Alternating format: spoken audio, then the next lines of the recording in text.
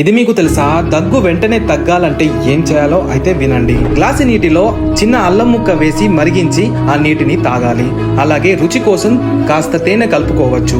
పాలల్లో మిరియాల పొడి వేసి మరిగించి 2 పూటలా తాగాలి. వెల్లుల్లి తేనెను మిశ్రమంలా చేసి రోజుకు 2-3 సార్లు తినాలి. ఇలా చేయడం వల్ల దగ్గు వెంటనే తగ్గుతుంది.